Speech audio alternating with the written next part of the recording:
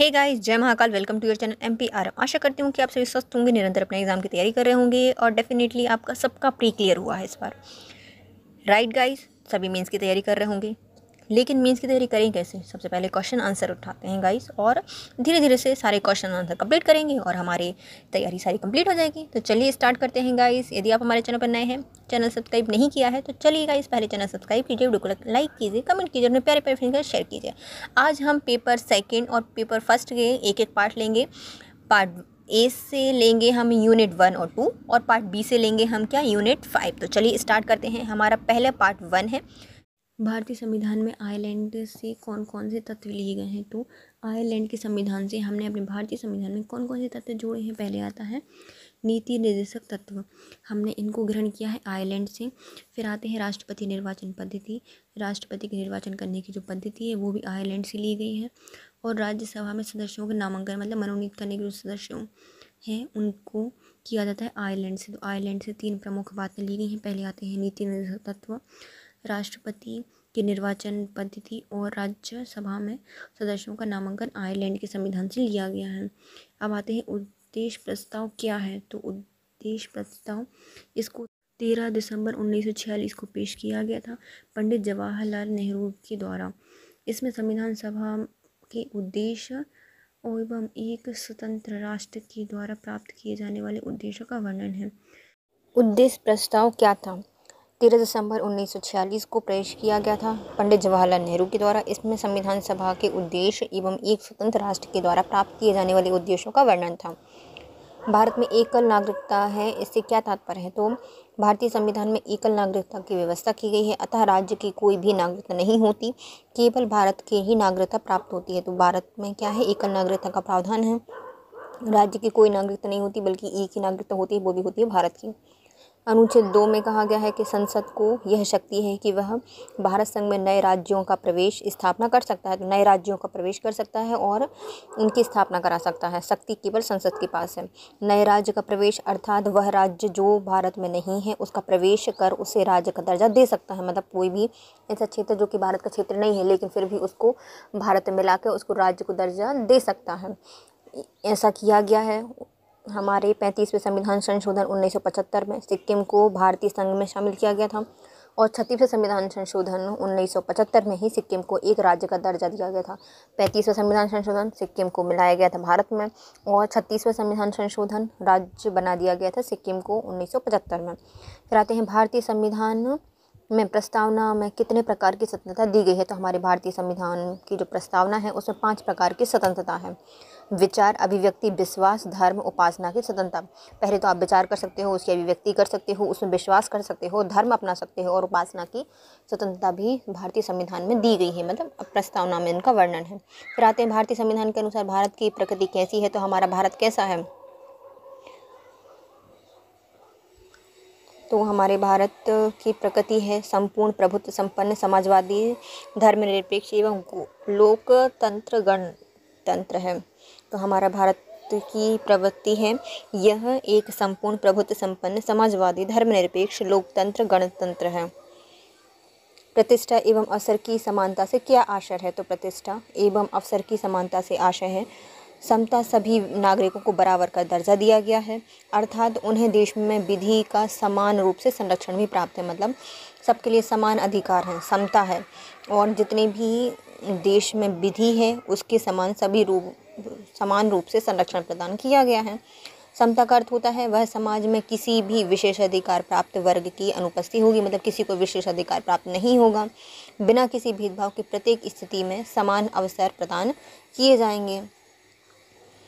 अब आते हैं भारतीय संविधान में 3 प्रकार की समता का आयाम है। तो हमारी समता कितने प्रकार की दी गई है? 3 प्रकार की दी गई है। पहली आती है नागरिक समता, दूसरी राजनीतिक समता और तीसरी आती है आर्थिक समता। नागरिक समता में क्या आता है? अनुच्छेद 18 तक है, 14 से 18 तक दिए गए हैं नागरिक की समता। राजनीतिक समता में आते हैं अनुच्छेद 325 से 326 में और आर्थिक समता क्या आता है? अनुच्छेद 39 बस। तो हर नागरिक समता कौन कौन सी है? अनुच्छेद 14 से 18। आर्थिक समता के अंतर्गत आता है हमारा अनुच्छेद 39 और राजनीतिक समता के अंतर्गत आता है अनुच्छेद 325 से 326। विधि के समक्ष समता एवं समान संरक्षण क्या है? तो विधि के समान संरक्षण, समता और समान संरक्षण का आशय है। अनुच्छेद 14 में इसको वर्णित किया गया है। यह एक मौलिक अधिकार है। तो विधि के समक्ष समानता एवं समान संरक्षण अनुच्छेद 14 में वर्णित किया गया है। कानून के सामने प्रत्येक व्यक्ति समान होगा। अपवाद राष्ट्रपति और राज्यपाल को कुछ छूट दी गई हैं। संपूर्ण राष्ट्र में समान कानून लागू होंगे और भारत के द्वारा ऐसा कोई कानून नहीं बनाया जाएगा जो कि समता का उल्लंघन करता हो। तो विधि के समक्ष समता एवं समान संरक्षण अनुच्छेद 14 में दिया गया है। मौलिक अधिकार है, प्रत्येक व्यक्ति को प्राप्त है यह कानून। और सिर्फ अपवाद क्या है इसमें? राष्ट्रपति और उपराष्ट्रपति के लिए नहीं, बल्कि और सभी व्यक्ति समान हैं। संपूर्ण राष्ट्र में समान कानून लागू होगा और सरकार के द्वारा ऐसा कोई कानून नहीं बनाया जाएगा जो कि समता का उल्लंघन करता हो। अनुच्छेद 20 क्या है? तो दोष सिद्धि के संबंध में संरक्षण दिया गया है। अनुच्छेद 20 के अंतर्गत दोष सिद्धि होती है तो उसके अंतर्गत कुछ संरक्षण प्रदान किए गए हैं व्यक्ति के लिए, तो उसका वर्णन किया गया है अनुच्छेद 20 में। इसमें 20 में 3 पार्ट हैं। 20A यह 20(1) में कहा गया है जो कारोत्तर विधियों में संरक्षण, अर्थात किसी व्यक्ति को अपराध के लिए तब तक दोषी सिद्ध नहीं किया जाएगा जब तक कि उसने ऐसा कोई काम नहीं किया हो जो उस कार्य को करते समय लागू किसी विधि के अधीन अपराध हो। तो इसमें किसी व्यक्ति को क्या दिया गया है? संरक्षण दिया गया है। मतलब कारोत्तर विधियों में संरक्षण, मतलब यदि कोई आज कानून बनाया गया है और कोई भी अपराध 5 महीने पहले हुआ है तो आज का कानून 5 महीने पहले वाले अपराध के पर लागू नहीं होगा, क्योंकि उस समय ये कानून था ही नहीं। तो आज के जो कानून हैं वह आगे काम में आएंगे, ना कि पीछे वाले केस में ये काम में आते हैं। तो इसमें क्या है? दोष सिद्धि होने पर या किसी व्यक्ति को तब तक अपराधित घोषित नहीं किया गया जब तक कि उसके पास ऐसा कोई भी कार्य ना किया हो जो कि उस समय या उस कार्य को करते समय लागू किसी विधि के अधीन उल्लंघन हो। फिर आता है हमारा अनुच्छेद 20 का सेकंड। इसमें दोहरे दंड से संरक्षण दिया गया है, अर्थात किसी भी व्यक्ति को एक अपराध के लिए एक ही बार दंडित किया जाएगा और एक से अधिक बार दंडित नहीं किया जाएगा। तो जैसे कि किसी व्यक्ति को चोरी करने के अपराध में सज़ा क्या दी जाएगी? तो 10 साल सज़ा दे दो। चलो उन्होंने चोरी की है, 10 साल की सज़ा दे दो। लेकिन उसने 5 बार चोरी की है तो अभी थोड़ी ना है कि 10 जोड़ के हम उसको 50 साल कर देंगे, नहीं कर सकते। तो एक अपराध के लिए सिर्फ एक ही बार दंड दिया जाएगा, एक बार से अधिक दंड नहीं दिया जा सकता। मतलब दोहरे दंड से संरक्षण दिया गया है। अनुच्छेद 2 जो अनुच्छेद 20 है उसके 3 में कहा गया है कि आत्म अभिसमन से संरक्षण है। किसी भी अपराधी को अपने विरुद्ध साक्ष्य देने से बाध्य नहीं किया जाएगा। तो कोई व्यक्ति है खुद के खिलाफ गवाही देने के लिए उसको बाध्य नहीं किया जाएगा। तो ये आता है हमारा तीसरा संरक्षण। तो हमारे लिए जो अपराध या दोष सिद्धि के संबंध में संरक्षण दिया गया है वह अनुच्छेद 20 में दिया गया है। 20 में भी 3 कानून दिए गए हैं। पहला आता है हमारा, उसमें जो हमारे करोत्तर विधि से संरक्षण दिया गया है, मतलब तब तक कोई व्यक्ति दोषी सिद्ध नहीं होगा जब तक कि उसने ऐसा कोई कार्य का उल्लंघन ना किया हो जो कि उस समय लागू किसी विधि के अधीन अपराध हो। फिर दूसरा आता है दोहरे संरक्षण, दोहरे दंड से उसका संरक्षण किया गया है। मतलब एक काम के लिए सिर्फ या फिर एक दोष के लिए सिर्फ एक ही बार सज़ा दी जाएगी, बार बार सज़ा नहीं दी सकती। फिर आता है आत्म अभिसमन से संरक्षण है, मतलब किसी भी अपराधी को अपने विरुद्ध साक्ष्य देने के लिए बाध्य नहीं किया जाएगा। अब आता है हमारा नेक्स्ट क्वेश्चन जिसमें आता है 86वां संविधान संशोधन 2002 में आया था, इसका वर्णन कीजिए।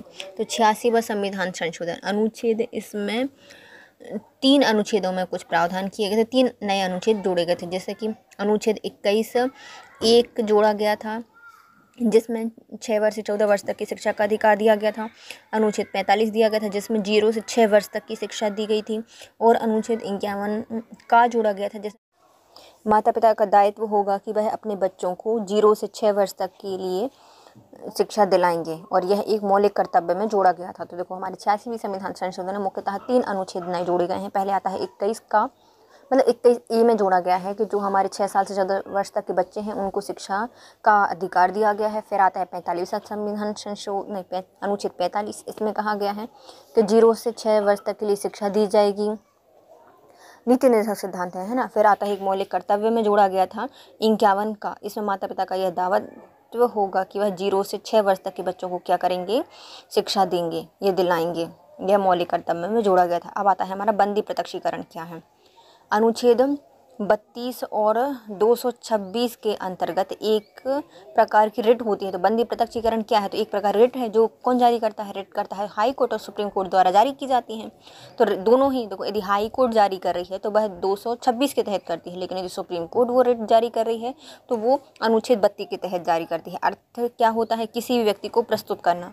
बंदी प्रत्यक्षीकरण का मतलब क्या होता है? किसी व्यक्ति को प्रस्तुत करना। हाई कोर्ट या सुप्रीम कोर्ट आदेश देता है तो चलो इस व्यक्ति को पेश किया जाता है, बंदी प्रत्यक्षीकरण इसमें लग जाता है। अनुच्छेद 22 में गिरफ्तारी के विरुद्ध के संबंध में संरक्षण से संबंधित भी है। ये अनुच्छेद जो 22 है उसके विरुद्ध जो संबंध, गिरफ्तारी के विरुद्ध जो संबंध है उसके संरक्षण से भी संबंधित है।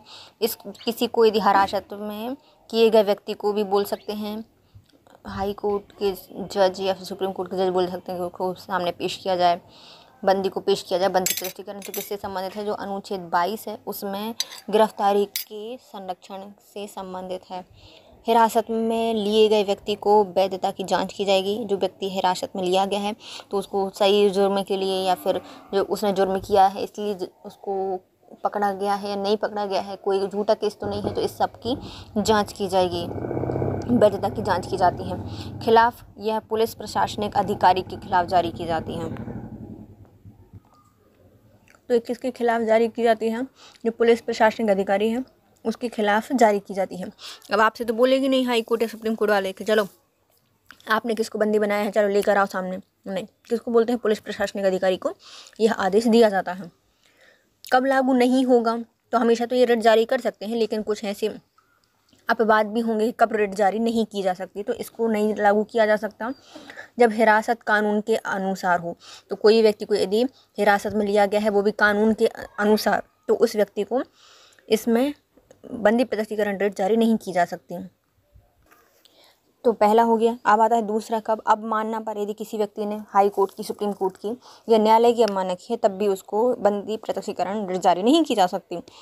फिर न्यायालय ने स्वयं बोला हो कि भाई उसको हिरासत में ले लो, तो वो क्यों बोलेगी भैया इसको बाहर लेकर आओ? नहीं बोलेगी। तो जब न्यायालय ने स्वयं उसको हिरासत में लेने के लिए आदेश दिए हों, न्यायालय में न्याय क्षेत्र से बाहर हो, यदि न्यायालय के न्याय क्षेत्र से बाहर हो तब भी ये रिट जारी नहीं की जा सकती। तो रिट जारी ना करने के 4 रीज़न हो सकते हैं। पहले, जब हिरासत में लिया गया जो व्यक्ति है वह कानून के अनुसार हो, अब मानना पर उसको हिरासत में लिया गया हो, यदि न्यायालय ने स्वयं हिरासत में लेने का आदेश दिया हो, या फिर न्यायालय के न्याय क्षेत्र से बाहर हो। अनुच्छेद 41 के अंतर्गत कौन से प्रावधान किए गए हैं? जो अनुच्छेद 41 है उसमें कौन सा प्रावधान किया गया है? तो बेकारी, बुढ़ापा, बीमारी, निःशक्तता की दशा में लोक सहायता पाने का अधिकार है। तो यदि कोई व्यक्ति बेकारी है, बुढ़ापा है, बीमारी है, निःशक्तता की दशा है तो लोक सहायता पाने का अधिकारी होता है, तो उसको लोक सहायता दी जा सकती है। सरकारी प्रयास भी दिए गए हैं, जैसे कि वृद्धा पेंशन, जो वृद्धावस्था पेंशन योजना है, निःशक्तजन पेंशन है, तो ये उसमें दिए गए हैं। किसमें? अनुच्छेद 41 के अंतर्गत दिया गया है। कोई भी बेकारी, बुढ़ापा, बीमारी या निःशक्त व्यक्ति है उसकी दशा में लोक सहायता पाने का वह अधिकारी होता है अनुच्छेद 41 के तहत। इसमें कुछ प्रावधान किए गए हैं, जैसे वृद्ध अवस्था पेंशन योजना स्टार्ट की गई है और निःशक्तजन पेंशन दी जाती है। सर्वोच्च न्यायालय के न्यायाधीशों का कार्यकाल कितना होता है? जो हमारे सुप्रीम कोर्ट होता है उसके न्यायाधीशों का न्यायाधीशों का कार्यकाल होता है वह होता है 65 वर्ष की आयु, अपने पद पर रह सकते हैं। 65 वर्ष तक की आयु तक वह अपने पद पर रह सकते हैं। तदर्थ न्यायाधीश कौन होते हैं? अब तदर्थ न्यायाधीश क्या हैं? जब सर्वोच्च न्यायालय के किसी भी सत्र को आयोजित करने या जारी रखने के लिए जो स्थायी न्यायाधीश हैं उनके कोरम की गण पूर्ति की कमी होती है तो भारत का मुख्य न्यायाधीश एक अस्थायी अवधि के लिए सर्वोच्च न्यायालय के जो तदर्थ न्यायाधीश हैं उनके रूप में किसी उच्च न्यायालय के न्यायाधीशों की नियुक्ति कर सकता है।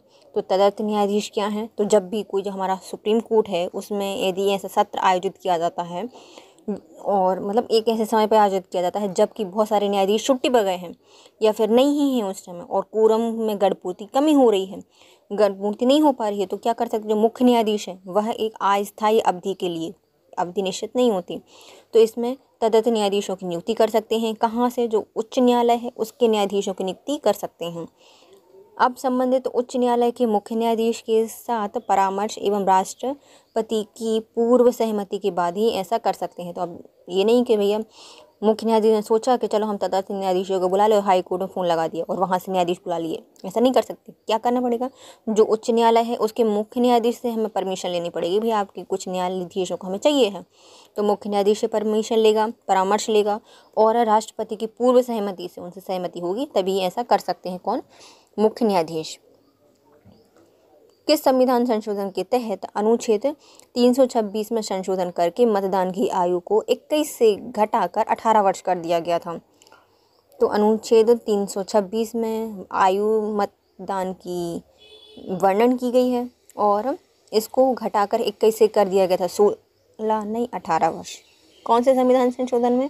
तो संविधान संशोधन है 61वां संविधान संशोधन 1989। इसके तहत अनुच्छेद 326 में संशोधन करके मतदान की आयु को 21 से घटाकर 18 वर्ष कर दिया गया है। अब आते हैं हमारे 5 मार्कर क्वेश्चन। 3 मार्कर कंप्लीट हो गए। 5 मार्कर का पहला क्वेश्चन है, भारतीय संविधान की प्रस्तावना में वर्णित समाजवादी शब्द की अवधारणा को स्पष्ट कीजिए। जो हमारी प्रस्तावना है उसमें एक शब्द है समाजवादी, उसका अर्थ की अवधारणा व्यक्त करनी, स्पष्ट करनी है।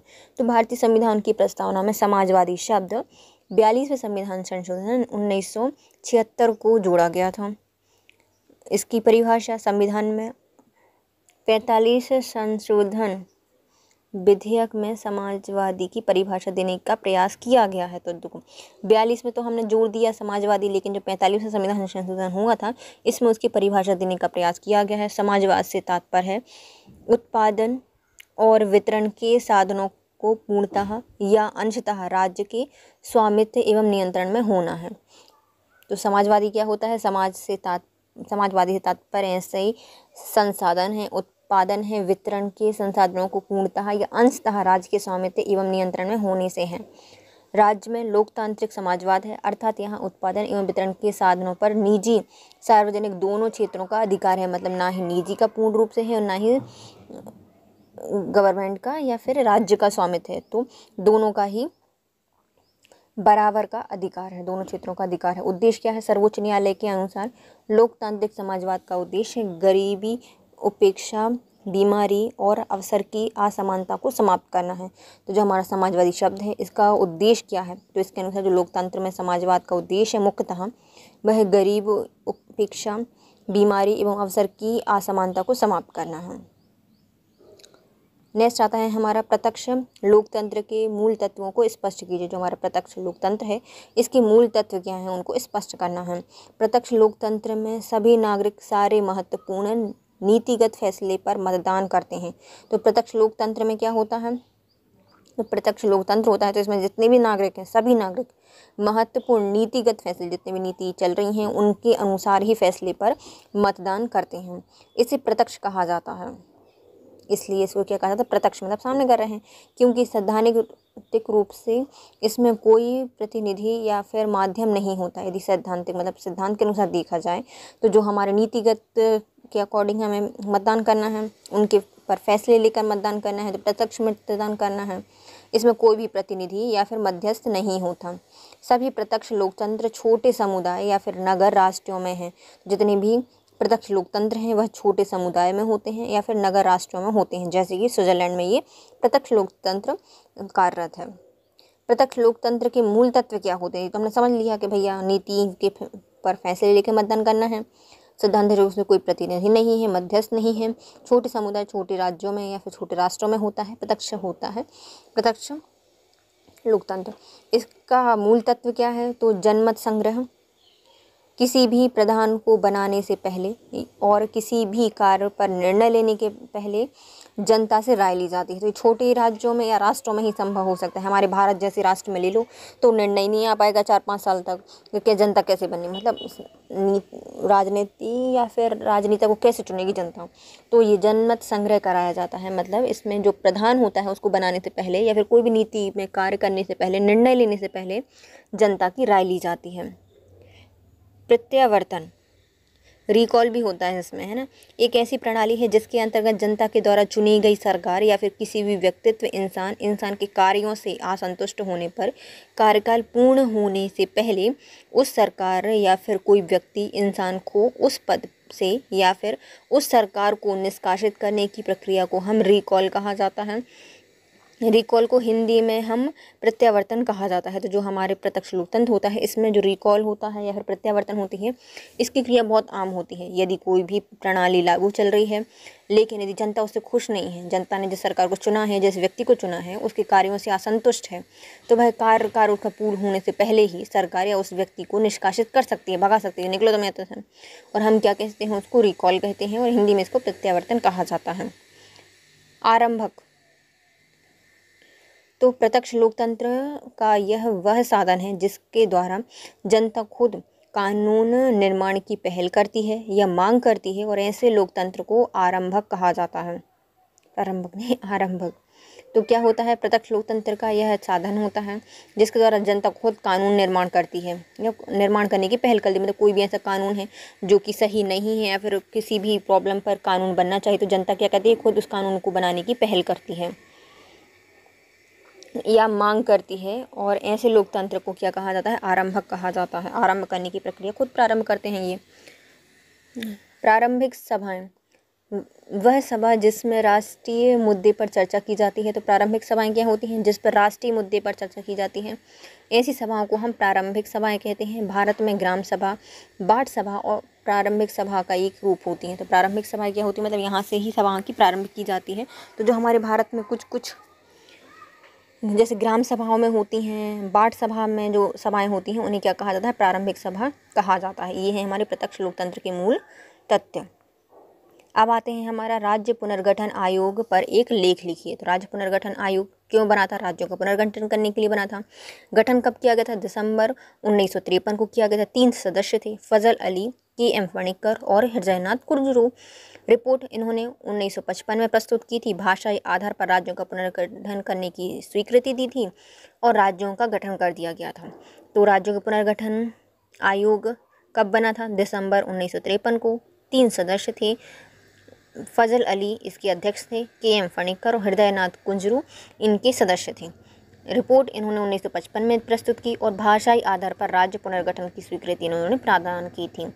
राज्य के गठन सुझावों पर मानक, जो हमारे राज्य सुझाए गए थे उसके क्या क्या मानक रखे गए थे। तो राज्यों की एकता एवं सुरक्षा बनी रहे। जो हमारे राज्य का पुनर्गठन कर रहे हो, लेकिन क्या करना चाहिए, राज्यों की एकता और पूरी सुरक्षा बनी रहनी चाहिए। भाषा एवं संस्कृति की एक रूपता होनी चाहिए। ये नहीं कि भैया आपने बिल्कुल बांट दिया, अलग थलग कर दिया तो और फिर दंगे होने लगे भाषा पे और संस्कृति में, नहीं। तो भाषाई और सांस्कृतिक एक रूपता होनी चाहिए। ऐसा नहीं किया जाएगा कि है ना वित्त है, ना आर्थिक है, ना कुछ प्रशासन है, कुछ भी जानते नहीं, ना संसाधन है, फिर भी राज्य बन गए, तो ऐसा नहीं किया जाएगा, बल्कि उनमें वित्तीय, आर्थिक एवं प्रशासनिक सुविधा होनी चाहिए। फिर आते हैं वहाँ के लोगों का जन कल्याण। मेन उद्देश्य क्या होना चाहिए, वहाँ के लोगों का क्या हो, जन कल्याण हो। इस आयोग की सिफारिश पर राज्य पुनर्गठन आयोग 1956 में 14 राज्य और 6 केंद्र शासित प्रदेश बनाने की प्रस्तुति दी गई थी। तो जो योजना आयोग था, योजना आयोग नहीं था, ये राज्य पुनर्गठन आयोग था। इसने जब अपनी सिफारिश दी तो जब राज्य पुनर्गठन आयोग में कितने 1956 में 6 केंद्र शासित प्रदेश और 14 राज्य बनाए गए थे। अब आते हैं हमारे राष्ट्रीय नागरिकता रजिस्टर से क्या आशय है और इसके पक्ष में और विपक्ष में अपने तर्क प्रस्तुत कीजिए। राष्ट्रीय नागरिकता रजिस्टर से क्या आशय है और इसे पक्ष और विपक्ष में अंतर लिखने हैं। तो सभी वैध नागरिक अर्थात दस्तावेज धारक की एक सूची होती है जिसमें राष्ट्र के अंदर रहने वाले सभी नागरिकों का लेखा जोखा होता है। तो जो हमारा ये नागरिकता रजिस्टर है, राष्ट्रीय नागरिकता रजिस्टर, इसमें क्या होते हैं, जो सभी वैध नागरिक हैं, हमारे भारत के नागरिक हैं, उनके पास जो आवश्यक दस्तावेज होते हैं उनकी एक सूची होती है जिसमें राष्ट्र के अंदर रहने वाले व्यक्तियों का लेखा जोखा होता है। पक्ष में क्या कर सकते हैं हम इनमें, पक्ष में क्या है प्रस्तुति हमारी, तो पक्ष में यह अवैध प्रवास की समस्या के कारण लाया गया है। तो इसको क्यों बनाया गया था? जो अवैध प्रवासन हो रहा है लोगों का, उसकी समस्या को कम करने के लिए इसको बनाया गया था। गलत कृत्य पर रोक लगाता है, तो लोगों को पहचान सकते हैं कि ये भारत का नागरिक है या नहीं। तो गलत कृत्यों पर रोक लगाता है। सीमा प्रबंधन में सहायक होता है, प्रबंधन करने में, सीमा के प्रबंधन करने में सहायक होता है। अवैध प्रवास पर रोक लगती है या लगेगी, तो अवैध प्रवास पे क्या लगेगी? रोक लगेगी। फिर आता है विपक्ष में क्या है? तो सभी लोगों के पास दस्तावेजों की उपलब्धता नहीं होना। तो विपक्ष में क्या है? तो बहुत सारे भारत के नागरिक भी ऐसे हैं जिनके पास दस्तावेज ही नहीं है, लेकिन हैं भारतीय, लेकिन प्रूफ करने के लिए उनके पास खुद के पास ऐसे डॉक्यूमेंट्स नहीं हैं। तो सभी नागरिकों के पास क्या है? दस्तावेजों की उपलब्धता नहीं है। प्रत्येक नागरिक पर नागरिकता प्रमाण पत्र प्राप्त करने की समस्या है, मतलब हर व्यक्ति नागरिकता प्रमाण पत्र प्राप्त नहीं कर पा रहा है।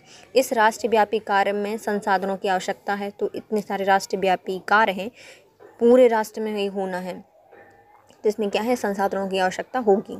ये मुख्य विपक्ष में तर्क होंगी, मतलब इतनी ज़रूरत होगी।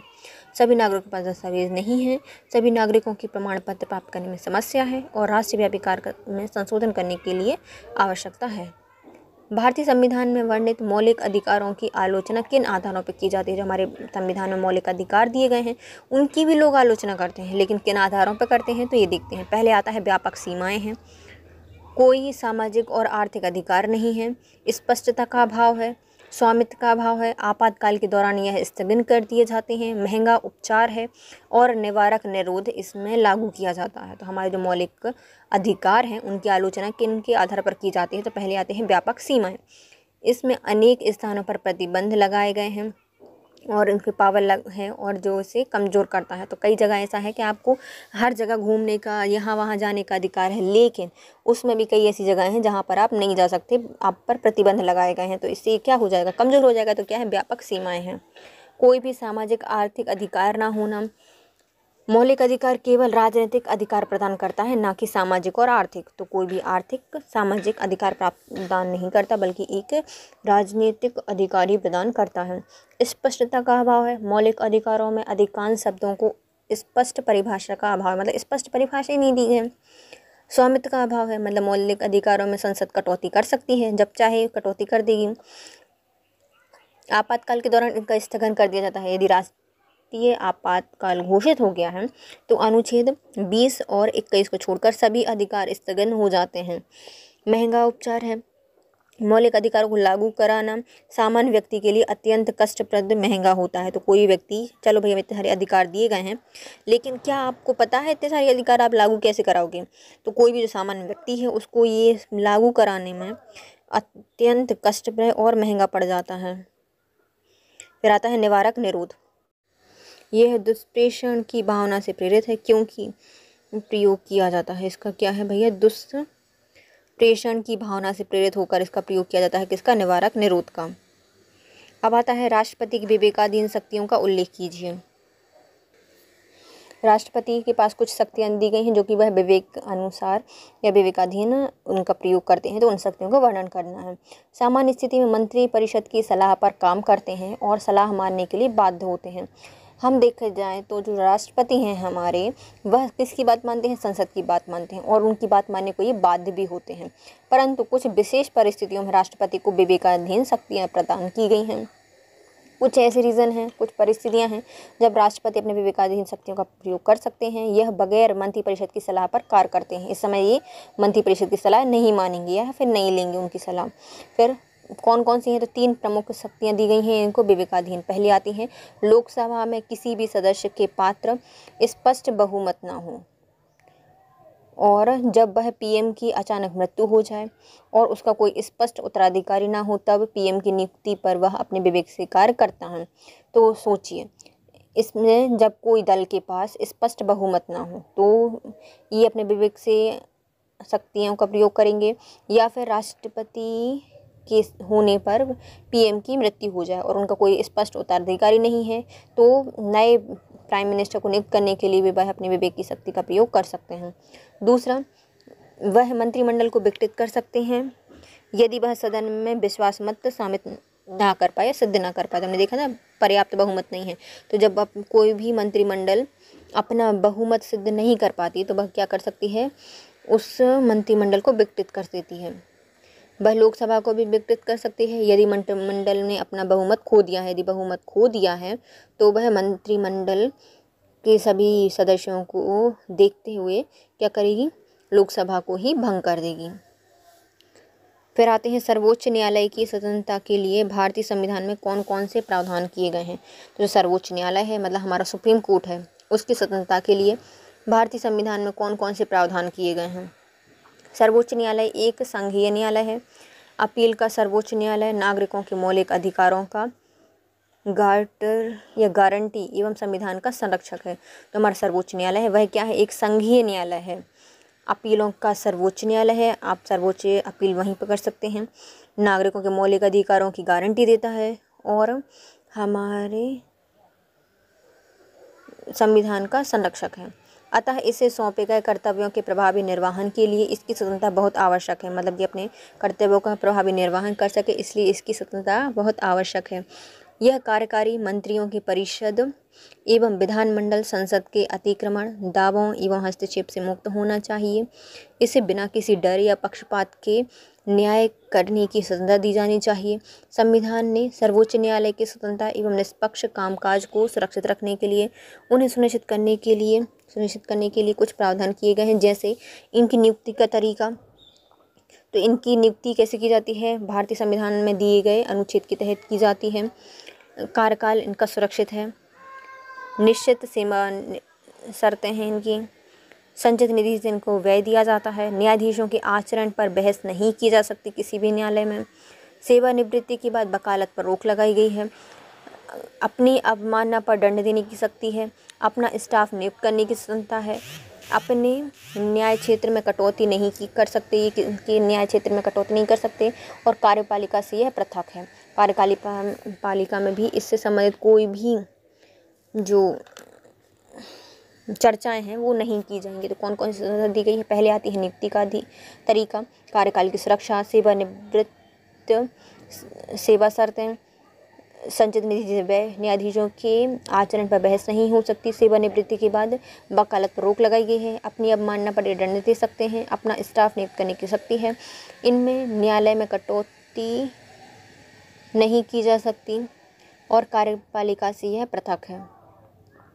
अब आता है हमारा लोक अदालत के क्षेत्राधिकार का वर्णन या उल्लेख कीजिए। जो हमारे लोक अदालत हैं उनका क्या करना है, हमें उल्लेख करना है। लोक अदालतें वैकल्पिक विवाद समाधान प्रणाली के घटक में से एक है, जो आम लोगों को औपचारिक, सस्ता एवं शीघ्र न्याय प्रदान करती हैं। तो जो हमारी लोक अदालतें होती हैं वे क्या हैं, वैकल्पिक विवाद समाधान प्रणाली के घटक में से एक है। लोक अदालतें वैकल्पिक विवाद समाधान प्रणाली हैं जो कि आम लोगों को औपचारिक, सस्ता एवं शीघ्र न्याय प्रदान करती हैं। लोक अदालत के पास विवाद के समाधान के लिए पक्ष के बीच समझौता करने एवं तय करने का भी अधिकार क्षेत्र दिया गया है। इनके पास क्या होता है, जो हमारा न्यायालय है, लोक न्यायालय, ये क्या कर सकती है, विवाद के समाधान के लिए दोनों पक्षों में समझौता करा सकती है, समझौता करने और तय करने का अधिकार क्षेत्र भी देती है। किसी भी न्यायालय के समक्ष लंबित कोई मामला या कोई भी मामला जो कि किसी न्यायालय के अधिकार क्षेत्र में आता है और उसे न्यायालय के समक्ष नहीं लाया गया है, तो वो कहाँ चला जाएगा, लोक अदालत में चला जाता है।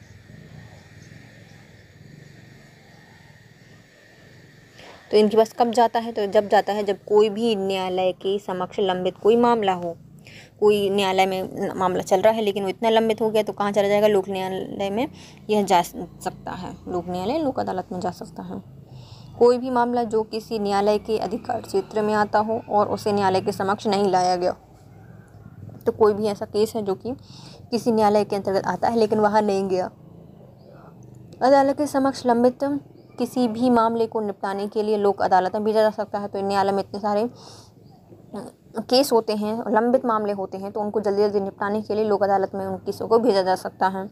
दोनों पक्ष लोक अदालत के विवाद को निपटाने के लिए सहमत हों या फिर कोई एक पक्ष मामले को लोक अदालत में संदर्भित करने के लिए आवेदन करता है। तो कभी भी यदि दोनों पक्ष चाहते हो कि लोक अदालत में हमारा निपटाना हो तब हो सकता है, या फिर उनमें से एक पक्ष ये चाहता है कि लोक अदालत में इसका न्याय हो और उसके लिए आवेदन करता है और अदालत संतुष्ट है तो मामला लोक अदालत द्वारा हल किया जा सकता है।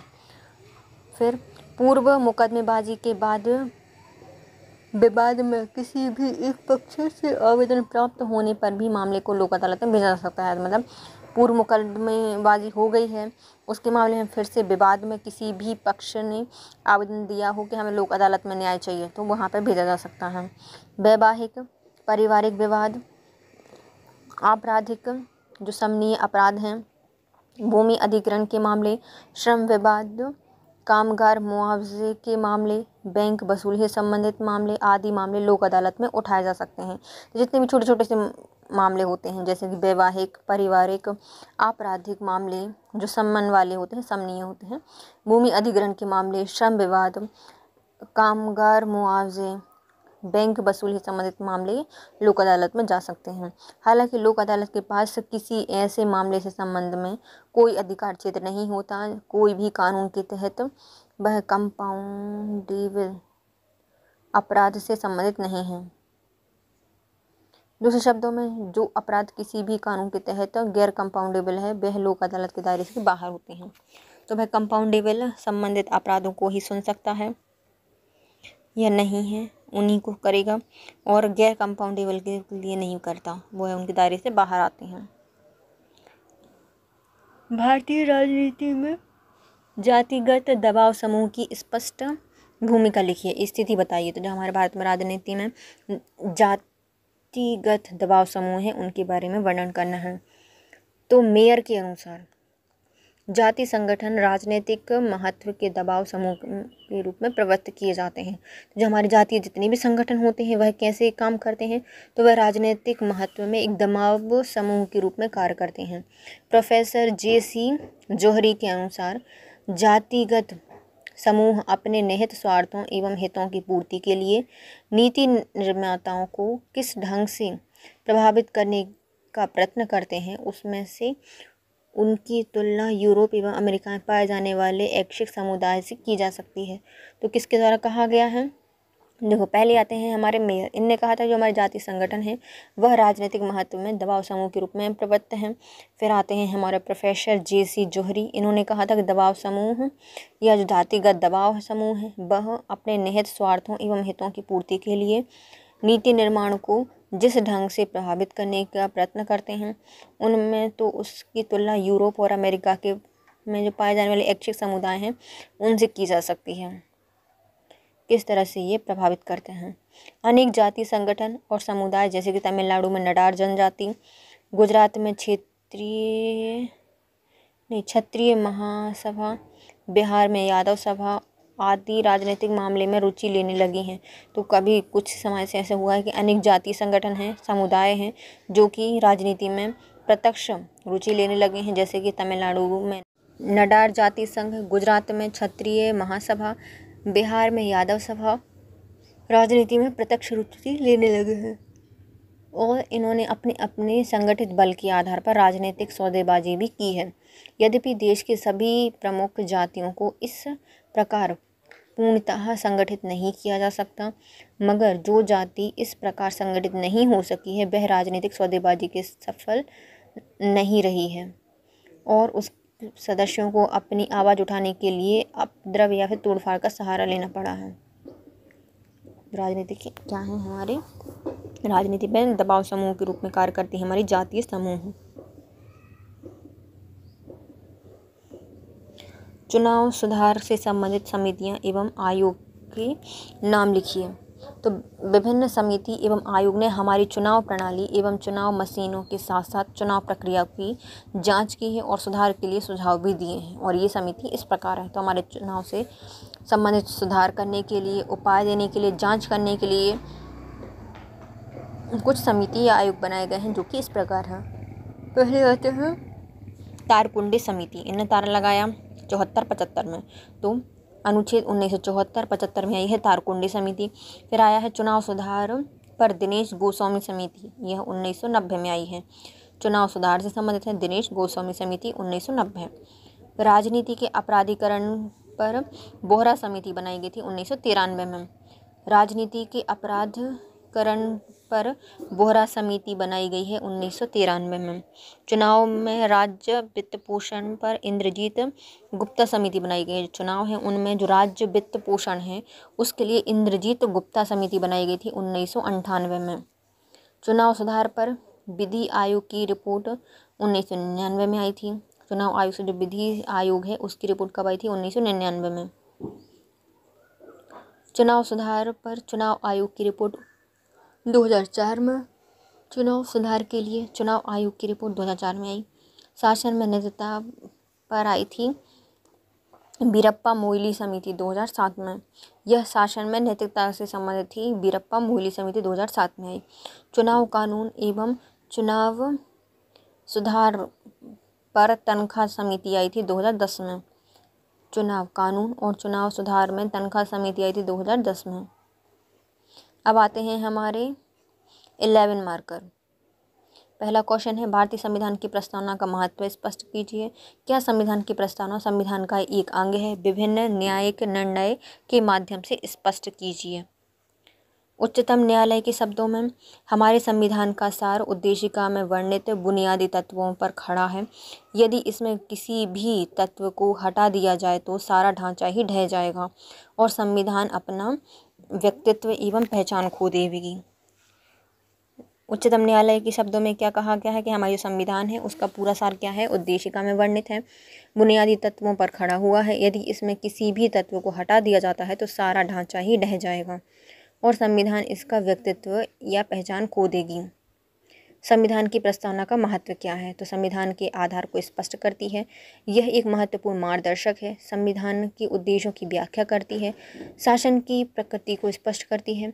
संविधान के स्रोतों को बताती है, जैसे कि हम भारत के लोग और हम यह किसी विधायी या फिर कार्यकारी कार्य की संवैधानिक वैधता का निर्धारण करने में मदद करती है। तो ये क्या करती है? संविधान के आधार को स्पष्ट करती है। यह महत्वपूर्ण मार्गदर्शक है। यह संविधान के उद्देश्यों की व्याख्या करती है। संविधान की यह शासन की प्रवृत्ति को स्पष्ट करती है। इसके स्रोत को बताती है संविधान के, और यह कार्यकारी और विधायी कार्यों की संवैधानिक वैधता का निर्धारण करने में मदद करती है। विभिन्न संविधान निर्माताओं के कथन में संविधान की प्रस्तावना को समझिए। संविधान का महत्व समझिए। कृष्ण स्वामी अय्यर, इन्होंने संविधान की प्रस्तावना हमारी दीर्घकालीन अपनों का विचार है। तो किसने कहा था? कृष्ण स्वामी अय्यर ने कहा था। अय्यर आए हैं हमारे अपने विचार लेकर। तो संविधान की प्रस्तावना क्या है? हमारे दीर्घकालीन अपनों का विचार है। फिर आते हैं के.एम. मुंशी, इन्होंने संविधान की प्रस्तावना को हमारे संप्रभु लोकतांत्रिक गणराज्य का भविष्य फल कहा है। इसके द्वारा के.एम. मुंशी ने भारतीय संविधान की प्रस्तावना को हमारे संप्रभु लोकतांत्रिक गणराज्य का भविष्य फल कहा है। पंडित ठाकुरदास भार्गव, प्रस्तावना संविधान का सबसे सम्मानजनक भाग है। किसके द्वारा कहा गया है? पंडित ठाकुरदास भार्गव के द्वारा कहा गया है कि हमारी प्रस्तावना है वह संविधान का सबसे पवित्र या सम्मानजनक भाग है। फिर आते हैं अंग्रेज राजनीतिक शास्त्री अर्नेस्ट बेकर के द्वारा प्रस्तावना संविधान की कुंजी है। किसने कहा था? यह अंग्रेज राजनीतिक शास्त्री हैं अर्नेस्ट बेकर। इन्होंने प्रस्तावना को संविधान की कुंजी कहा है। न्यायिक घोषणा में प्रस्तावना संविधान का भाग है या नहीं? जो हमारी न्यायिक घोषणा है इसमें संविधान का भाग प्रस्तावना है या नहीं? बेरोबारी केस 1960 कब आया था? बेरोबारी केस 1960 में आया था। हालांकि प्रस्तावना संविधान की व्याख्या से में सहायक था। यह संविधान निर्माताओं के मस्तिष्क की कुंजी है, परंतु प्रस्तावना संविधान का भाग है या नहीं, क्योंकि सामान्य प्रयोजन समान उद्देश्य को प्रदर्शित करते हैं। तो जो हमारे हालांकि जो प्रस्तावना है वह संविधान की व्याख्या तो करती है, उसमें सहायक भी है, लेकिन जो संविधान निर्माता है उनके मस्तिष्क की कुंजी भी है। परंतु क्या जो प्रस्तावना है वह संविधान का भाग है या नहीं, इससे संबंधित प्रयोजन करने के लिए समान उद्देश्यों को प्रदर्शित नहीं करती है, करती है, ये बताने के लिए हमें ये बेरोबारी केस आया था। यह संविधान संशोधन नहीं किया जा सकता, इसमें बताया गया था। जो हमारी प्रस्तावना है इसमें संशोधन नहीं किया जा सकता, इन्हें बता दिया था।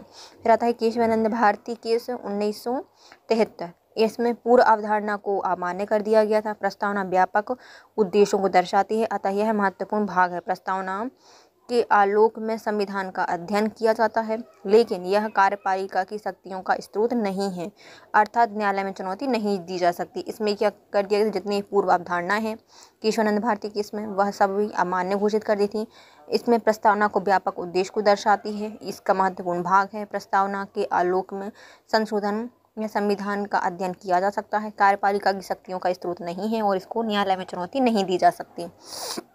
संशोधन प्रस्तावना संविधान का भाग है, अतः संशोधन हो सकता है, किंतु वह बुनियादी संरचना को प्रदर्शित या प्रभावित ना करे। तो इसमें क्या कहा गया था केशवानंद भारती केस में, इसमें कहा गया था कि जो हमारी प्रस्तावना है वह संविधान का भाग है और ये इसमें संशोधन हो भी सकता है, परंतु वह बुनियादी संरचना को प्रभावित ना करे, उतना ही संशोधन किया जा सकता है। केशवानंद भारती केस के द्वारा 1976 में 3 सदस्य या समाजवादी, धर्मनिरपेक्ष और अखंडता जैसे शब्द जोड़े गए थे, जो कि 42वें संविधान संशोधन के माध्यम से जुड़े थे। 1976 में 42वें संविधान संशोधन से प्रस्तावना में पहली बार संशोधन हुआ और इसमें 3 शब्द जोड़े गए थे, समाजवादी, धर्मनिरपेक्ष और अखंडता। भारतीय जीवन बीमा केस 1995 सर्वोच्च न्यायालय ने कहा था कि प्रस्तावना संविधान का अभिन्न अंग है। किसमें कहा गया है, तो भारतीय जीवन बीमा निगम केस 1995 में कहा गया है कि जो हमारा प्रस्तावना है वह संविधान का एक अभिन्न अंग है। संविधान की आधारभूत संरचना क्या है और इसके पक्ष में विपक्ष में अपने तर्क प्रस्तुत की। जो हमारे संविधान की आधारभूत संरचना है वह होती क्या है, पक्ष में है और विपक्ष में उसके तर्क बताने हैं। संविधान की आधारभूत संरचना का तात्पर्य संविधान में निहित उन प्रावधानों से हैं जो कि संविधान या फिर भारतीय राजनीति और लोकतांत्रिक आदर्शों को प्रदर्शित या प्रस्तुत करती है। तो भारतीय संविधान की जो अवधारणा है या आधारभूत संरचना है उसका तात्पर्य क्या है, तो संविधान में निहित उन सभी प्रावधानों से हैं जो कि संविधान या भारतीय राजनीति या फिर लोकतांत्रिक आदर्शों को प्रस्तुत करती है। इन प्रावधानों को संविधान में संशोधन के द्वारा भी नहीं हटाया जा सकता। जो ये प्रावधान है इनको संविधान में संशोधन करने के बाद भी नहीं हटाया जा सकता। वस्तुतः यह प्रावधान अपने आप में इतने महत्वपूर्ण है कि इनमें नकारात्मक बदलाव से संविधान का सार तत्व जो कि जनमानस के विकास के लिए आवश्यक है नकारात्मक रूप में प्रभावित हो जाएगा। तो यदि हम देखें तो ये जो हमारे प्रावधान हैं आधारभूत ढांचा है, तो ये वे प्रावधान हैं जो कि अपने आप में इतने महत्वपूर्ण हैं कि इसमें कोई भी नकारात्मक बदलाव नहीं किया जा सकता। यदि उसमें बदलाव किया जाएगा तो वह जनमानस के विकास के लिए आवश्यक नकारात्मक रूप से प्रभावित करेगा। यद्यपि संविधान में आधारभूत ढांचा वस्तुनिष्ठ रूप से उल्लिखित नहीं है, किंतु न्यायालय के विभिन्न वादों में न्यायालय के माध्यम से इसे स्पष्ट समझा जा सकता है। तो जो हमारे आधारभूत ढांचा है उसको कोई वस्तु रूप से स्पष्ट नहीं किया गया है, लेकिन हमारे जो न्यायालय में कई बात दिए गए हैं, निर्णय दिए गए हैं, उनके माध्यम से हम इसको समझ सकते हैं। जैसे भारत में संविधान की आधारभूत संरचना के सिद्धांत में केशवानंद भारती मामले को जोड़कर देखा जा सकता है। जो केशवानंद भारती मामला है इसमें सबसे पहले जो हमारा आधारभूत ढांचा है, मूल ढांचा है, इसकी अवधारणा प्रस्तुत की गई थी। संविधान का 24वां संविधान संशोधन पर विचार करते समय न्यायालय ने निर्णय दिया था कि विधायी का अनुच्छेद 368 के तहत संविधान की मूल संरचना को नहीं बदल सकती। तो जो 24वां संविधान संशोधन हुआ और इसको न्यायालय में चुनौती दी गई, तब इसमें न्यायालय ने कहा था कि इसको विधायी का अनुच्छेद 368 के तहत संविधान की मूल संरचना के साथ या उसकी संरचना को नहीं बदल सकती। भाग 20 के अनुच्छेद 368 के तहत संसद को संविधान के किसी भी प्रावधान में संशोधन करने की शक्ति दी गई है। यह संसद को अनुच्छेद 368 में ही संशोधन करने का अधिकार देता है। जो भाग 20 है इसमें क्या कहा गया है कि जो अनुच्छेद 368 है इसके तहत संसद को संविधान में किसी भी प्रावधान में संशोधन करने की शक्ति देती है, अर्थात संसद को अनुच्छेद 368 में भी संशोधन करने का अधिकार दिया गया है। चूँकि संविधान सामाजिक, राजनीतिक व आर्थिक स्थितियों को बदलने के साथ स्थिर नहीं है, साथ ही मांग के अनुसार संविधान में संशोधन किया जाना चाहिए, अर्थात संशोधन कर सकते हैं। तो क्या है, क्योंकि हमारा जो संविधान है सामाजिक, राजनीतिक और आर्थिक स्थितियों को बदलने के साथ स्थिर नहीं रह सकता, इसलिए समय की मांग के अनुसार संविधान में संशोधन किया जाना चाहिए। इसलिए संसद की संशोधन शक्ति संविधान के मूल ढांचे का उल्लंघन न करते हुए भी सीमित है। तो इस प्रकार जो संसद है वह संशोधन कर सकती है, उस पर शक्ति है, लेकिन संविधान का जो मूल ढांचा है उसका उल्लंघन करते हुए इसको सीमित कर दिया गया है। मूल संरचना सिद्धांत के पक्ष में तर्क क्या है? जो हमारे मूल सिद्धांत हैं उसके पक्ष में तर्क है संविधान की मूल संरचना है, जो हमारे मूल ढांचा है वह क्या है? हमारे संविधान की मूल संरचना है। इसके सिद्धांत खुद अनुच्छेद 368 की भाषा में ही लिखे गए हैं। जो इसको सिद्धांत है वह किस में है? अनुच्छेद 368 की ही भाषा में लिए गए हैं। ये जो निर्धारित करते हैं कि संविधान में विधेयक के अनुसार संशोधन हो सकता है या नहीं। तो ये क्या निर्धारित करते हैं कि हमारे संविधान में विधेयक के अनुसार संशोधन हो सकता है या नहीं। इस सिद्धांत का विरोधी बहुसंख्यक स्वरूप है। तो इसका स्वरूप क्या है? इस सिद्धांत का विरोधी क्या है? बहुसंख्यक स्वरूप है। अतः इसका मुख्य महत्व है कि क्योंकि इसका महत्वपूर्ण महत्व है क्योंकि यह संसद को उसकी बहुसंख्यक शक्ति का दुरुपयोग करने से भी रोकता है। तो जो हमारा यह सिद्धांत है एक क्या है? विरोधी बहुसंख्यक स्वरूप है। और इसका प्रमुख महत्व है कि क्योंकि यह संसद को किसी भी बहुसंख्यक शक्ति का दुरुपयोग करने से रोकता है। बुनियादी संरचना या जो ढांचा है उसका गठन क्या है? इसकी स्पष्ट सूची ना देने का कारण यह हो गया है कि यदि बिड इसका ठीक उल्लेख करेंगे तो संसद को खामियों का पता चल जाएगा और कुछ अन्य विकल्पों के साथ उसे आगे बढ़ जाएगी।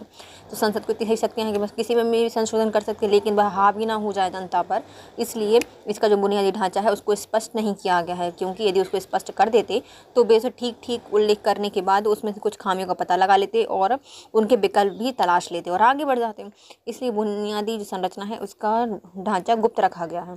बुनियादी संरचना सिद्धांत 9वीं अनुसूची का दुरुपयोग करने के लिए अपनाए गए संदिग्ध चरमों की प्रतिक्रिया है। जो अनुसूची हमारी 9वीं है उसका दुरुपयोग करने के लिए अपनाए गए जो संदिग्ध चर्म हैं उनकी प्रक्रिया है हमारी बुनियादी ढांचा या संरचना।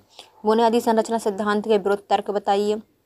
जो बुनियादी संरचना सिद्धांत के विरुद्ध तर्क, यह अतिरिक्त संवैधानिक उत्पत्ति हैं। तो ये क्या है? अतिरिक्त संवैधानिक उत्पत्ति हैं, क्योंकि यह संसद द्वारा पारित नहीं किए जा सकते।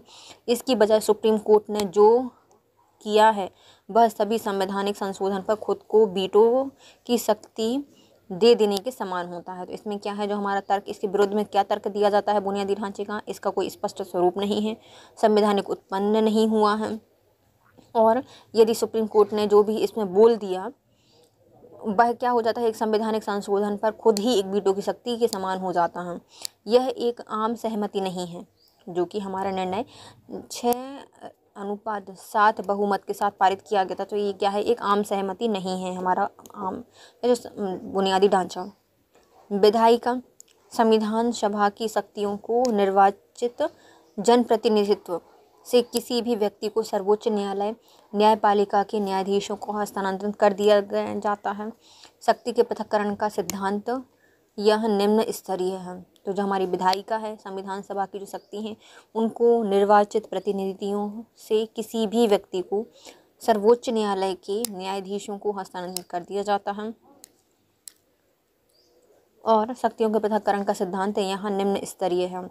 यह कुछ न्यायिक घोषणाओं से स्पष्ट हुआ है कि सर्वोच्च या सुप्रीम कोर्ट ने बुनियादी ढांचे के नाम पर बहुत अधिक शक्तियाँ ग्रहण कर ली हैं। तो बुनियादी ढांचे से हमारे सुप्रीम कोर्ट है उसको बहुत सारी शक्तियाँ प्राप्त हो चुकी हैं। ये हमारे नकारात्मक विरुद्ध में तर्क आते हैं। बुनियादी ढांचा सिद्धांत यह स्पष्ट करता है कि कुछ भी संविधान के ऊपर नहीं है और सर्वोच्च या संविधान सर्वोच्च है। संविधान का आवश्यक चरित्र इस सिद्धांत द्वारा संरक्षित है कि साथ ही सर्वोच्च न्यायालय स्वयं संविधान का संरक्षक है। वह मूल संरचना सिद्धांत का उच्चारण करने वाला अंतिम व्याख्याकार है और वैध प्राधिकारी है। हालांकि इसका अर्थ यह नहीं है कि सुप्रीम या सर्वोच्च न्यायालय को पूर्ण शक्ति मान लेना ही चाहिए। अब आते हैं अनुच्छेद हमारा 19। वर्णित 6 मूलभूत स्वतंत्रताओं का वर्णन कीजिए, लेख लिखिए। जो हमारी अनुच्छेद 19 है उसमें जो स्वतंत्रता दी गई हैं उनका वर्णन करना है। 6 मूलभूत स्वतंत्रता का उल्लेख करना है। संविधान में मूल अधिकारों का उल्लेख अनुच्छेद 19 है 22 तक में स्वतंत्रता का अधिकार दिया गया है। इसमें अनुच्छेद 19 के तहत 6 मूलभूत स्वतंत्रताएं दी गई हैं। तो हमारे भारतीय संविधान में जो मूल अधिकार हैं उसमें अनुच्छेद 19 से 22 तक क्या दिया गया है, स्वतंत्रता का अधिकार दिया गया है। 19 में 6 प्रमुख स्वतंत्रता का वर्णन किया गया है। पहले आता है 19(1) में, वन में क्या कहा गया है, वाक्य एवं अभिव्यक्ति की स्वतंत्रता दी गई है। 19 के 1 में कहा गया है कि वाक्य एवं अभिव्यक्ति की स्वतंत्रता मतलब विचार व्यक्त करने की स्वतंत्रता है, अपने विचार एवं दृष्टिकोण को भी व्यक्त करने का अधिकार है। अभिव्यक्ति शब्द का व्यापक अर्थ है, विचारों को व्यक्त करने के लिए जितने भी साधन हैं वह सब आते हैं। कोई अभिव्यक्ति शब्द का यदि व्यापक अर्थ पूछता है तो विचारों को व्यक्त करने के लिए जितने भी साधन आते हैं वो सभी इसके अंतर्गत हैं। विभिन्न निर्णय के अनुसार पाठ एवं अभिव्यक्ति की स्वतंत्रता में निम्न स्वतंत्रताएं आती हैं। फिर आती है प्रेस की स्वतंत्रता, इसी के अंतर्गत का 1 में दिया गया है ना, जो कि मौलिक अधिकार है। जो हमारी प्रेस की स्वतंत्रता है वह भी एक मौलिक अधिकार है। अनुच्छेद 1 के का में वर्णित अभिव्यक्ति की स्वतंत्रता के अंतर्गत आती है। सुप्रीम कोर्ट की व्याख्या से इसे लाया गया है। तो किसके द्वारा लाई गई है, सुप्रीम कोर्ट की द्वारा व्याख्या की गई थी, उसके तहत इसको लाया गया है। अब आता है हमारा अनुच्छेद 19 का सेकेंड पॉइंट। इसमें कहा गया है राष्ट्रध्वज फहराने का अधिकार है। हर व्यक्ति को क्या है, राष्ट्रध्वज फहराने का अधिकार है। 1 के 2 में कहा गया है, 1 के 2 में कहा गया है कि राष्ट्रीय ध्वज फहराने का अधिकार है। विज्ञापन की स्वतंत्रता है, जानने का अधिकार दिया गया है 4 में। 5 में मतदान को सूचना का अधिकार, जो मतदाता है उसको सूचना का अधिकार है। और 6 में दिया गया है चुप रहने का अधिकार, मतलब कोई व्यक्ति चुप रहना चाहता है वो चुप रह सकता है, उसमें भी कोई दबाव नहीं बना सकता। युक्ति युक्त निर्बंधन, अनुच्छेद 19(2) में कहा गया है कि युक्ति युक्त निर्बंधन लगाए गए हैं। राष्ट्र की एकता अखंडता के आधार पर इसको व्यक्त किया गया है। युक्ति युक्त निर्बंधन एकता और अखंडता के आधार पर, लोक व्यवस्था के आधार पर, विदेशी राज्यों के साथ मैत्रीपूर्ण संबंध, न्यायालय की अवमानना, मानहानि, अपराध का उद्दीपन, शिष्टाचार सदाचार के हित में, राष्ट्र की स्वतंत्रता या सुरक्षा। मूल्यांकन, लोकतंत्र का मूल्य है विवेक अधिकार। विवेक को अभिव्यक्त करने से लोकतंत्र मजबूत होता है। तो लोकतंत्र का मूल्य क्या है, विवेक अधिकार है। और विवेक का प्रयोग करके अभिव्यक्त करके क्या होता है, लोकतंत्र मजबूत होता है। संविधान की प्रस्तावना स्वतंत्रता को स्थापित करती है। जो हमारी संविधान की प्रस्तावना है वह स्वतंत्रता को स्थापित करती है, व्यक्ति के सर्वग्रीण विकास में सहायक होती है। विकास जो सर्वग्रीण विकास है उसमें सहायक होते हैं व्यक्ति के। अब आता है अनुच्छेद 19(1) का खा, सभा एवं सम्मेलन की स्वतंत्रता दी गई है। तो इसमें कोई भी व्यक्ति सभा कर सकता है, सम्मेलन कर सकता है, उसकी स्वतंत्रता दी गई है अनुच्छेद 19(1) के खा में।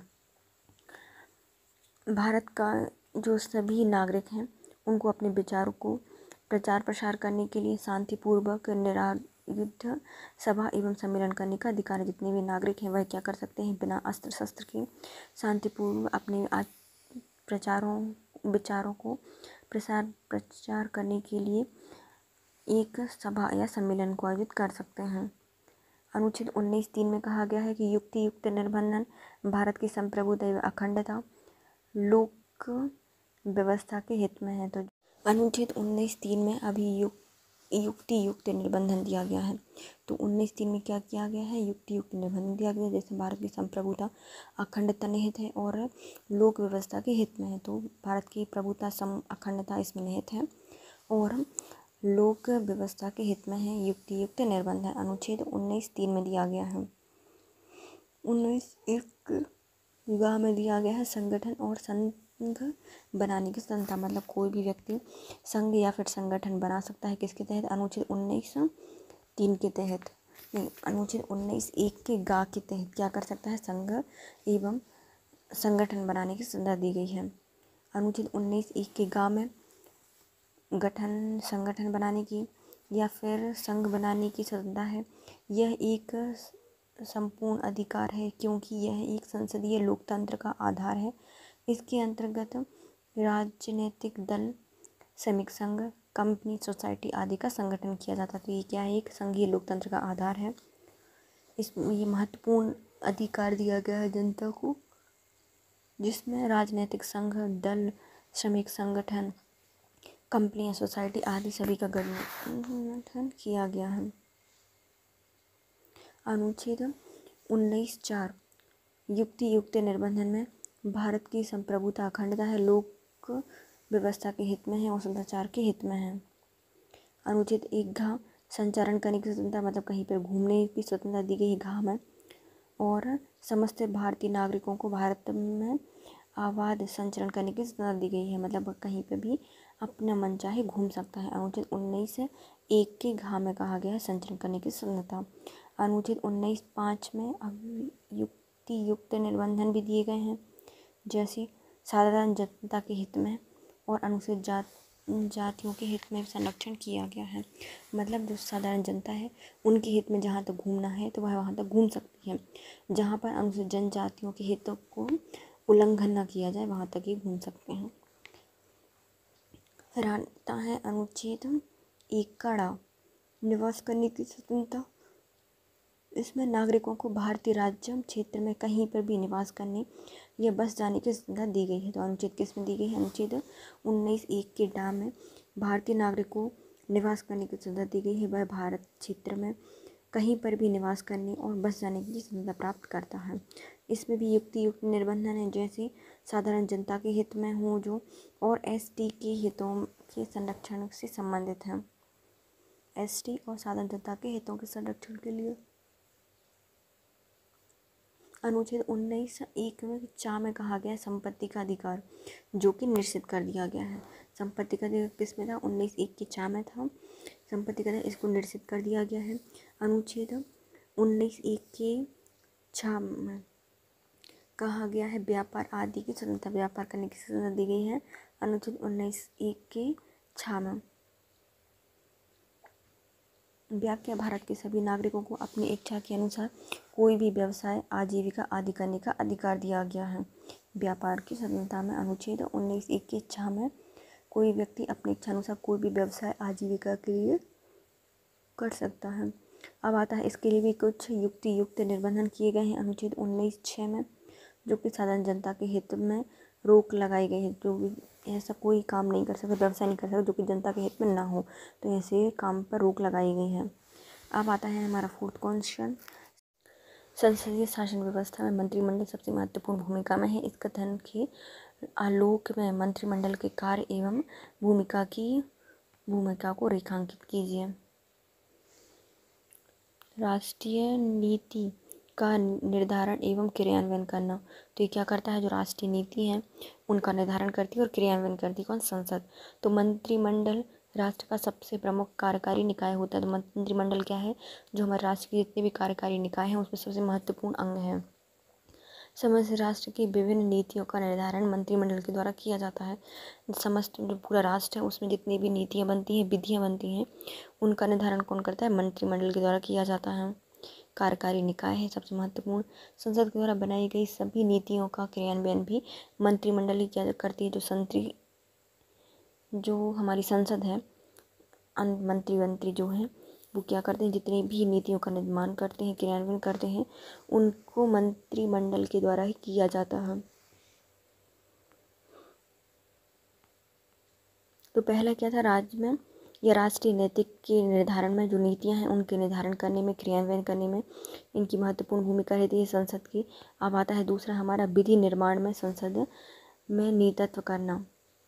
तो विधि निर्माण में मंत्रिमंडल संसद में विभिन्न प्रकार के कानूनों को बनाने के लिए बिल प्रस्तुत करते हैं, चर्चा में भाग लेते हैं और अंतिम रूप से उसको पारित करवा लेते हैं। तो मंत्रिमंडल क्या करते हैं? विधि निर्माण में भी संसद का महत्वपूर्ण अंग होता है। संसद में मंत्रिमंडल क्या करता है? बहुत सारे कानून को बनवाने के लिए बिल प्रस्तुत करता है, उन पर चर्चा में भाग लेता है और उनको पास भी या फिर पारित भी करवा लेता है। वित्तीय कार्यों में देश की आर्थिक नीतियों का निर्धारण भी मंत्रिमंडल के द्वारा ही किया जाता है। बजट निर्माण, उस पर चर्चा एवं बजट के पश्चात उसका सही उपयोग मंत्रिमंडल के द्वारा ही सुनिश्चित किया जाता है। तो कार्य जो वित्त की कार्य है वो भी मंत्रिमंडल ही देखती है। जितनी भी आर्थिक नीतियाँ हैं उनका निर्धारण करना मंत्रिमंडल के द्वारा किया जाता है। उन बजट प्रस्तुत करना, उसके पश्चात उसको कैसे प्रयोग करना है, बनाना कैसे है, तो यह सब किसके द्वारा किया जाता है? संसद में मंत्रिमंडल के द्वारा किया जाता है।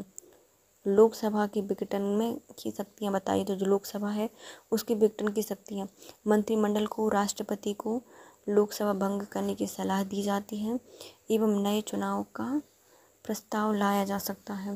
तो यदि लोकसभा का विघटन हो गया है, विघटन की शक्तियाँ किसके पास होती हैं, मंत्रिमंडल को होती है। राष्ट्रपति क्या करता है, देख लेता है कि मैं ये मंत्री नहीं संभाल पा रहे हैं या फिर स्पष्ट बहुमत नहीं है, तो संसद का या लोकसभा का विघटन कर सकती है और भंग हो जाने की जो सलाह है वो भी कौन देती है, मंत्रिमंडल ही देती है एवं नए चुनाव करने का प्रस्ताव भी लाया जा सकता है ऐसी स्थिति में। फिर विदेशी संबंधों का निर्णय वो भी मंत्रिमंडल देखती है। मंत्रिमंडल के द्वारा भारत के साथ अन्य राष्ट्रों के संबंध का निर्धारण किया जाता है, जो कि विदेशी नीति के संबंध में संचालन महत्वपूर्ण भूमिका निभाता है। तो क्या करते हैं, जितनी भी विदेशी नीतियां हैं उनका निर्धारण करने, संचालन करने में महत्वपूर्ण भूमिका कौन निभाता है, मंत्रिमंडल निभाता है। नियुक्ति संबंधी कार्य भी मंत्रिमंडल राष्ट्रपति को विभिन्न प्रकार की नियुक्ति हेतु भी सुझाव देता है। जो बहुत प्रकार की नियुक्तियां होती हैं राष्ट्रपति के द्वारा की जाती हैं, लेकिन सलाह कौन देता है, मंत्रिमंडल के द्वारा दी जाती है। अन्य कार्य क्या करते हैं मंत्रिमंडल, तो मंत्रिमंडल देश की सर्वोच्च राजनीतिक प्रशासनिक व्यवस्था की प्रमुख धुरी होती है। केंद्रीय प्रशासन की मुख्य समन्वयक है। तो जो मंत्रिमंडल है वह क्या है, देश की सर्वोच्च राजनीतिक प्रशासनिक व्यवस्था की धुरी होती है। केंद्रीय प्रशासन की मुख्य समन्वयक है। राष्ट्रपति की सलाहकारी संस्थान है। इसका परामर्श राष्ट्रपति के लिए बाध्यकारी होता है। यह मुख्य आपदा प्रबंधक है और सही आपातकालीन स्थिति से निपटती हैं और जितनी भी सही तरीके से जितनी भी आपदाएं हैं उनसे निपटने का श्रेय किसको जाता है, मंत्रिपरिषद को ही जाता है, यह मंत्रिमंडल को जाता है। अब आते हैं केंद्र और राज्यों के प्रशासनिक संबंधों पर एक लेख लिखिए। जो हमारे केंद्र और राज्य हैं उनसे संबंधित संबंधों पर हमें क्या लिखना है, लेख लिखना है।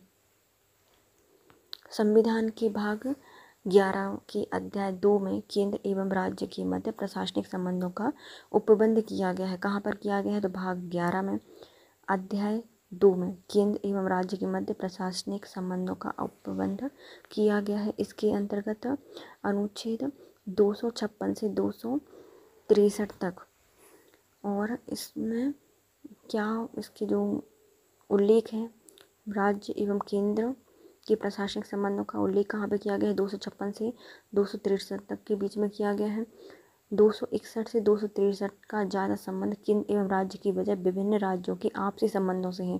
मतलब 256 से 263 तक तो केंद्र और राज्य के संबंध दिए गए हैं, लेकिन अनुच्छेद 261 से 263 तक के अनुच्छेद हैं, इनमें किन का वर्णन किया गया है, तो राज्य के मध्य जो आपसी संबंध है उनके बारे में चर्चा की गई है। जबकि जो शेष अनुच्छेद है उसमें केंद्र और राज्य के प्रशासनिक संबंधों का वर्णन किया गया है। फिर आते हैं सामान्य काल में प्रशासनिक संबंध। जो सामान्य काल चल रहा है वहाँ पर प्रशासनिक संबंध क्या होंगे, कार्यकारी शक्तियों का समन्वय बंटवारा।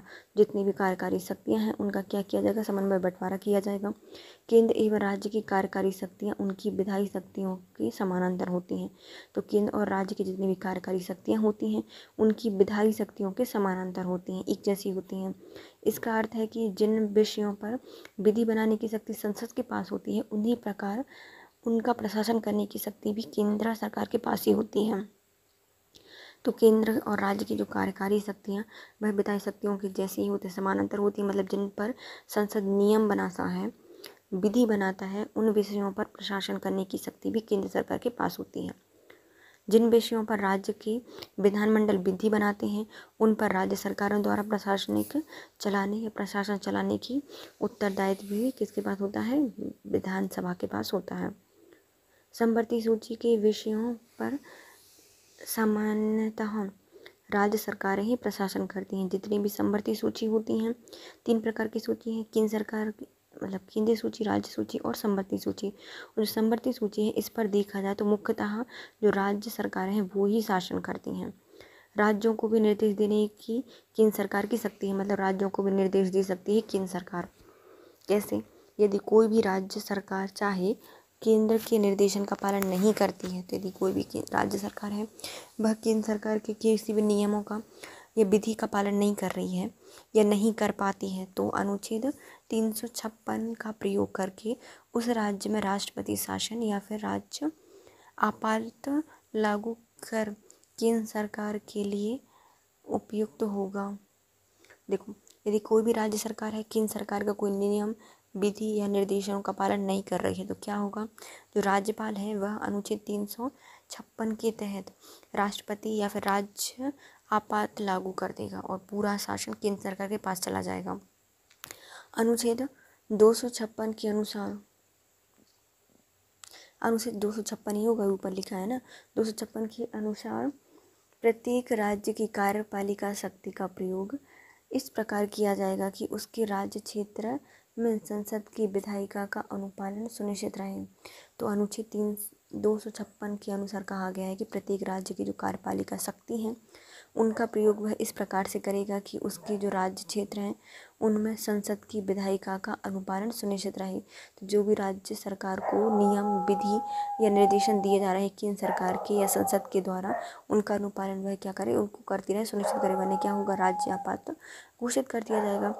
कि केंद्र सरकार के पास इस संबंध में राज्य को निर्देश देने की शक्ति होती है। मतलब जो केंद्र सरकार है वह क्या कर सकती है, इस प्रकार राज्य को अलग अलग शक्तियाँ या फिर उनको निर्देश देने की शक्ति रखती है।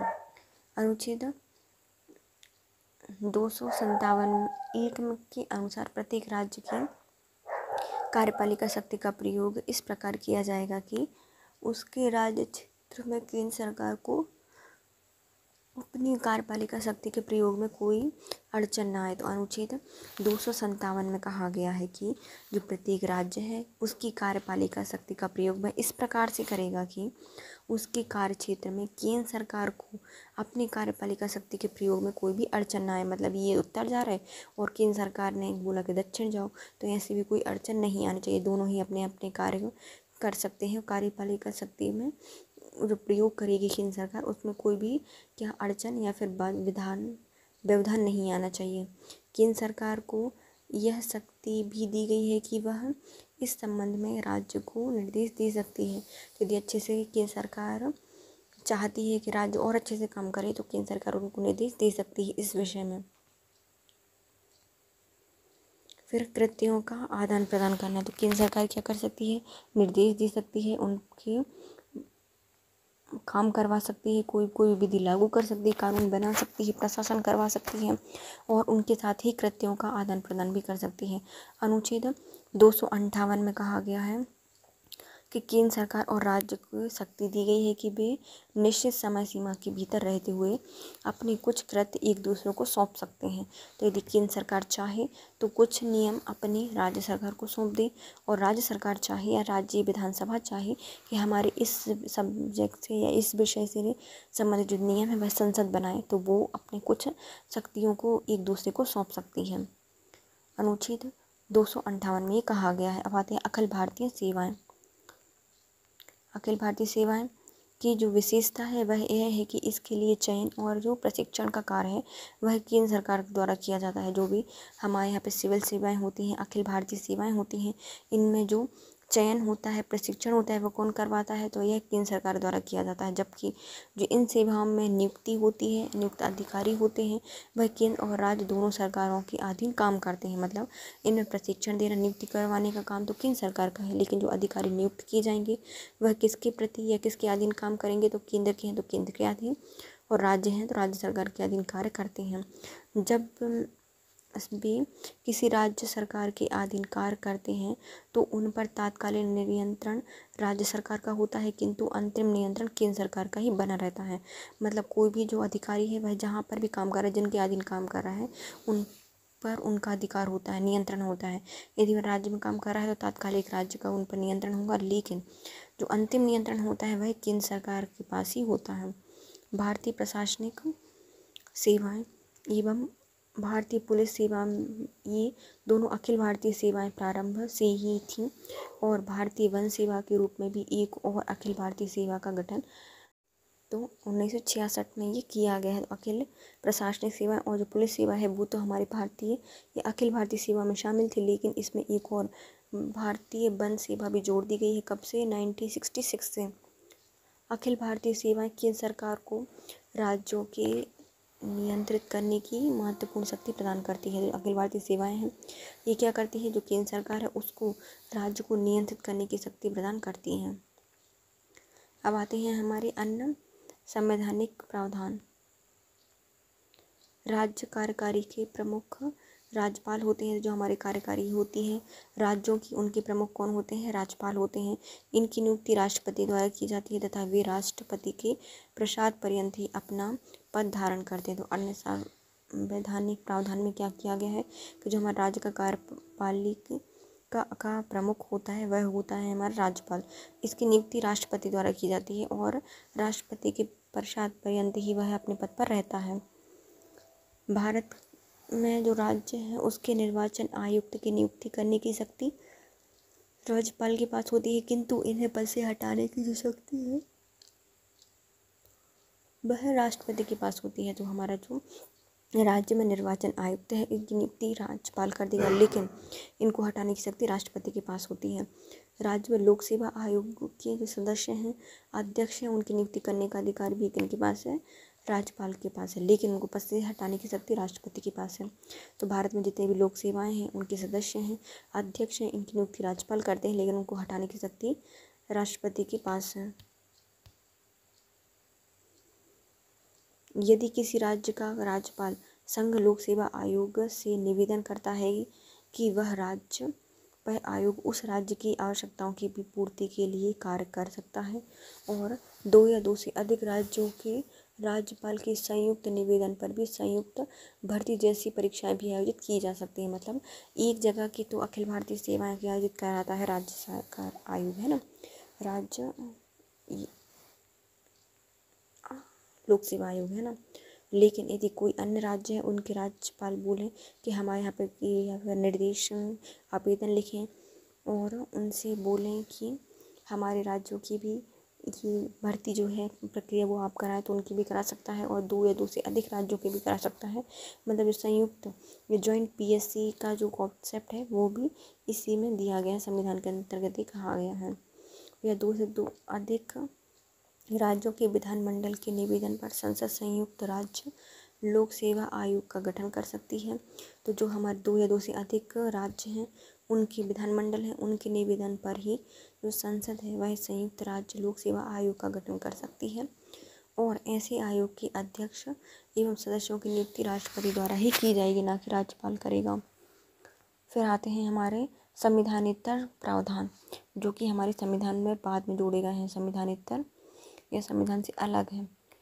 संविधानेतर प्रावधान केंद्र और राज्य के प्रशासनिक संबंधों को प्रभावित करने वाले कारक ऐसे हैं जो कि संविधान में वर्णित नहीं है। तो केंद्र सरकार और जो राज्य सरकार के प्रशासनिक कार्य हैं उनको परिभाषित करने वाले जितने भी कारक हैं वह ऐसे हैं जो कि संविधान में वर्णित नहीं है। वह क्या काम करेगा इसका वर्णन संविधान में नहीं किया गया, बल्कि इनके लिए विभिन्न निकाय या फिर सम्मेलन आयोजित किए गए हैं या फिर विधि बनाई गई है। उदाहरण के लिए नीति आयोग केंद्र राज्य संबंधों को व्यापक रूप से प्रभावित करता है। अन्य निकायों में राष्ट्रपति, विकास परिषद, राष्ट्रीय एकता परिषद, विश्वविद्यालय अनुदान आयोग एवं केंद्रीय स्वास्थ्य परिषद इत्यादि बनाए गए हैं। तो केंद्र और राज्य के जो प्रशासनिक संबंध हैं उनको प्रभावित करने वाले कारक ऐसे होते हैं जो कि संविधान में वर्णित नहीं होते। इनके लिए अलग से नियम बनाए गए हैं। जैसे हमारा नीति आयोग केंद्र और राज्य के कार्यों को प्रभावित करता है। राष्ट्रीय विकास परिषद, राष्ट्रीय एकता परिषद, विश्वविद्यालय अनुदान आयोग और केंद्रीय स्वास्थ्य परिषद इत्यादि। कई ऐसे सम्मेलन भी हुए हैं जो कि केंद्र और राज्य के कार्यों में समन्वय बढ़ाने के लिए आयोजित किए जाते हैं। तो जो कई ऐसे सम्मेलन भी हैं क्या करते हैं, केंद्र और राज्य के जो कार्य हैं कार्यों में समन्वय है उसको बढ़ाने के लिए आयोजित किए गए हैं। उदाहरण के लिए राष्ट्रपति राज्यपाल के सम्मेलन की अध्यक्षता करता है। तो राष्ट्रपति क्या करता है, राज्यपालों का जो सम्मेलन होता है उसकी अध्यक्षता करता है। और प्रधानमंत्री मुख्यमंत्रियों के सम्मेलन की, तो प्रधानमंत्री मुख्यमंत्रियों के सम्मेलन की अध्यक्षता करता है। केंद्रीय गृह मंत्रियों के सम्मेलन की, कैबिनेट सचिव मुख्य सचिवों के सम्मेलन की तथा जो गृह सचिव है वह पुलिस महानिर्देशकों के सम्मेलन की क्या करता है, अध्यक्षता करता है, अध्यक्ष बनते हैं। आपातकाल में प्रशासनिक संबंध। तो आपातकाल में भी कुछ प्रशासनिक संबंध दिए गए हैं। पहला, आपदा उद्घोषणा के दौरान केंद्र एवं राज्य के प्रशासनिक संबंधों में व्यापक बदलाव आ जाता है। इसमें ही निम्नलिखित बिंदु समझे जा सकते हैं। जैसे ही आपदा की उद्घोषणा होती है, केंद्र और राज्यों के बहुत सारे कार्य बदल जाते हैं, संबंध बदल जाते हैं। अनुच्छेद 352 में कहा गया है कि राष्ट्रीय आपात की उद्घोषणा होने पर केंद्र सरकार को यह शक्ति हासिल हो जाती है कि वह किसी भी विषय पर राज्य सरकार को निर्देश दे सकती है। तो जैसे ही 352 अनुच्छेद लागू होगा, इसके तहत जैसे ही राष्ट्रीय आपात घोषित होता है तो केंद्र एवं राज्य की शक्तियाँ बदल जाती हैं और केंद्र किसी भी शक्ति का प्रयोग करके राज्य को निर्देशन जारी कर सकता है किसी विषय से। और आपात में यह स्थिति क्या हो जाती है, असीमित हो जाती है। शक्ति, निर्देश देने की शक्ति केंद्र की असीमित हो जाती है, लेकिन पहले अनुच्छेद 256 और 257 के तहत ही कुछ निर्देश दे सकता है, लेकिन राष्ट्रीय आपात में यह स्थिति बदल जाती है। अगर अनुच्छेद 356 के तहत किसी राज्य में राष्ट्रपति शासन या फिर राज्य आपदा की घोषणा की है तो उस राज्य की सरकार बर्खास्त हो जाती है। तो किसी भी राज्य में 356 लगा दिया तो वहाँ की जो सरकार है वह क्या हो जाएगी, बर्खास्त कर दी जाएगी और राज्य की संपूर्ण प्रशासनिक शक्तियाँ केंद्र के हाथ में चली जाती है। और जितना प्रशासन है वह कौन संभालता है, केंद्र सरकार के द्वारा संभाला जाता है। राष्ट्रपति ऐसी स्थिति में या तो स्वयं निर्देश देकर सरकार की प्रशासन चला सकता है या फिर राज्यपाल या फिर अन्य अधिकारियों को शासन या राज्य में प्रशासनिक कार्यों के लिए अधिकृत कर सकता है। तो इसमें क्या हो सकता है, जैसे ही बर्खास्त कर दी जाती है सरकार तो उसके बाद जो संपूर्ण शक्तियाँ होती हैं वह केंद्र के हाथ में आ गई। फिर राष्ट्रपति ऐसी स्थिति ये होती है जब चाहे तो स्वयं निर्देश देकर राज्य का प्रशासन चला सकता है। वित्तीय यह जो स्थिति है उसके गुजर जाने पर यह जो राज्यपाल है वह किसी अन्य अधिकारों को राज्य के प्रशासनिक कार्यों करने के लिए अधिकृत करता है। सामान्यतः ऐसी स्थिति में राष्ट्रपति राज्यपाल को यह जिम्मेदारी सौंप देते हैं। अगर अनुच्छेद 360 के वित्तीय आपात की उद्घोषणा की जाती है तो राष्ट्रपति राज्य सरकार को अपने सभी एवं किन्हीं वर्गों के कर्मचारियों के वेतन भत्ते की कटौती करने के लिए निर्देश देता है। तो जैसे ही 356 वित्तीय आपात घोषित हो गया तो क्या होगा, तो जो हमारे राष्ट्रपति हैं वह क्या करेंगे, जो राज्य सरकार है उनको कुछ कर्मचारियों के लिए या फिर जो भी कर्मचारी निश्चित किए गए हैं उनके वेतन भत्ते काट लिए जाते हैं। ऐसे ही निर्देश उच्च न्यायालय के न्यायाधीशों के वेतन भत्ते के संबंध में भी दिया जा सकता है। इसके अतिरिक्त राष्ट्रपति राज्य सरकार को वित्तीय औचित्य से संबंधित अन्य निर्देश भी दे सकता है।